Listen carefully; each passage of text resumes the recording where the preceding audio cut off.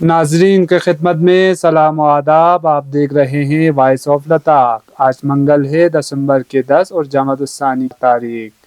آج کی تازہ ترین خبروں کو لے کر میں موسیٰ تمیلی حاضر خدمت ہوں.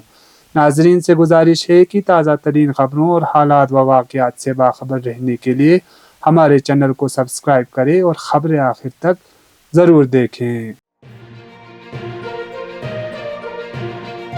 آپ دیکھ رہے ہیں آپ کا پسندیدہ news channel voice of Ladakh.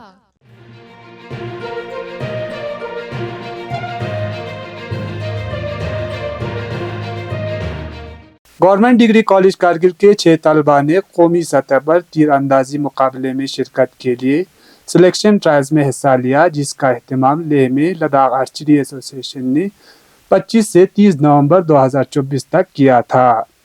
اس تیر اندازی ٹرائل سلیکشن میں ڈگری کالج کارگل کے تیسرے سیمسٹر کے طلباء طیبہ بانو نے بہترین کارکردگی اور ہنر کا مظاہرہ کرتے ہوئے قومی سطح کے مقابلے میں جگہ بنا لی، جس پر پرنسپل ڈگری کالج ڈسکت انگمو نے طیبہ کے انتخاب پر خوشی اور مسرت کا اظہار کرتے ہوئے انہیں مبارکباد دی اور آنے والے قومی سطح کے میچوں میں بہترین کامیابیوں کی خواہش کی.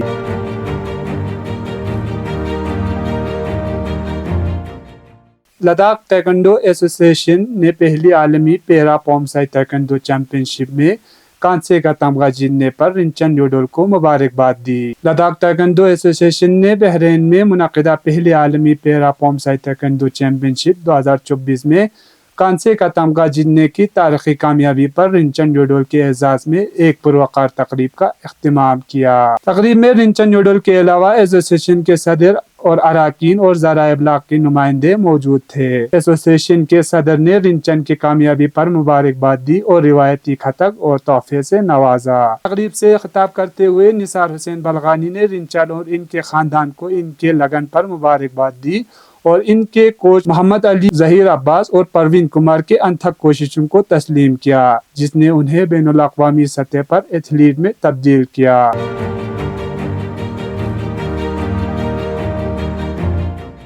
ٹریفک پولیس کی جانب سے موصولہ ایڈوائزری کے مطابق سڑک کے حالات سازگار اور موسم خوشگوار رہنے کی صورت میں کرگل سری نگر قومی شاہراہ پر مقررہ اوقات میں دونوں طرف سے گاڑیوں کو چلنے کی اجازت دی جائیں گے. تاہم اس دوران گاڑی مالکان سے اپنی گاڑیوں کو اینٹی سکڈ چین لگا کر سفر کرنے کی ہدایت دی ہے.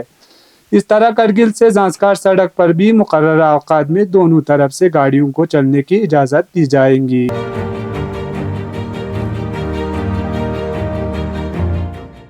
گزشتہ 24 گھنٹوں کے دوران مدلہ ابر آلود رہا اور سردی کی شدت میں اضافہ دیکھنے کو ملا.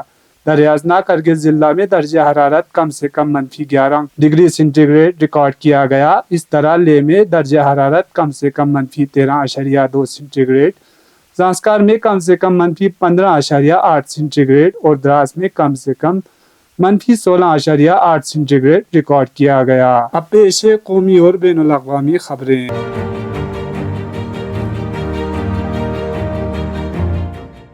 ہندوستان نے پیر کو شام کے صورتحال کے بارے میں ایک بیان جاری کرکے کہا ہے کہ شام کے وحدت، خود مختاری اور اس کے علاقائی سالمیت کی حفاظت کے لیے تمام فریقوں کے لیے مل کر کام کرنے کی ضرورت پر زور دیتے ہیں. ہندوستانی وزارت خارجہ کے بیان میں کہا گیا ہے کہ شام کے سبھی طبقات کے مفادات کو مد نظر رکھتے ہوئے ایک پرامن اور ایسا جامع سیاسی عمل شروع کرنے کی ضرورت ہے جس کی قیادت شامی ہو. ہندوستان کے وزارت خارجہ نے اپنے بیان میں کہا ہے کہ ہم شام کے موجودہ تغیرات پر نظر رکھے ہوئے ہیں اور شامی معاشرے کے سبھی طبقات کے مفادات اور امنگوں کا احترام کرتے ہیں. بیان میں شام میں مقیم ہندوستانی شہریوں کی سلامتی کے بارے میں کہا گیا ہے کہ دمشق میں ہندوستانی سفارت خانہ ان کی حفاظت اور سلامتی کے لیے ہندوستانی برادری سے رابطے میں ہے.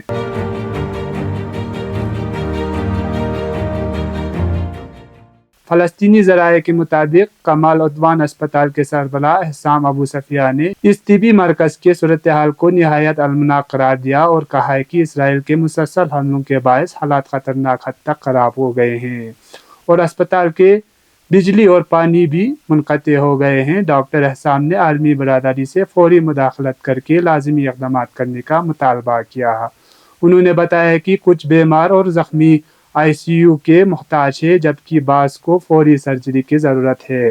کمال عدوان اسپتال کے ڈائریکٹر کا کہنا ہے کہ اسرائیل کے مسلسل اور وسیع حملوں کے باعث بہت شدید نقصان پہنچ چکا ہے اور اسپتال کے ایک عمارت میں اب نہ تو پانی، بجلی ہے اور نہ کوئی آکسیجن مشین۔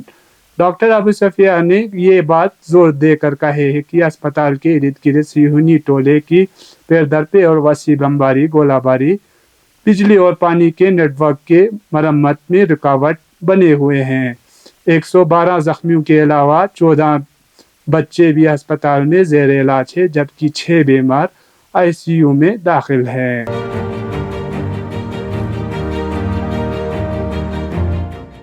ایران کی وزارت خارجہ کے ترجمہ اسماعیل بقائی نے گزشتہ 2 دنوں میں صہیونی حکومت کی جانب سے شام کے بنیادی ڈھانچے پر مسلسل حملوں اور شام کے جولان کے مزید علاقوں پر صہیونی حکومت کے غاصبانہ قبضے کی مذمت کی اور صہیونی حکومت کے حامی مغربی ملکوں پر سخت تنقید کی جو اس غاصب حکومت کے جرائم پر خاموش اور بے عمل ہے۔ ترجمہ وزارت خارجہ نے شام کے خلاف صہیونی حکومت کی جارحیت کا ذکر کرتے ہوئے جہاں عوام کو حکومتی نظام کے تبدیلی کی وجہ سے نئی حالات کا سامنا ہے، اس جارحیت کو اقوام متحدہ کے منشور کے کھلی خلاف ورزی قرار دیا اور اقوام متحدہ کے سلامتی کونسل سے مطالبہ کیا کہ وہ صہیونی حکومت کے حملوں کو روکنے اور اسے کٹگرے میں کھڑا کرنے کے لیے فوری قدم اٹھائیں۔ یہ تھے اب تک کی خبریں، اسی کے ساتھ مجھے اور میرے ساتھیوں کو دیجیے اجازت۔ اللہ حافظ۔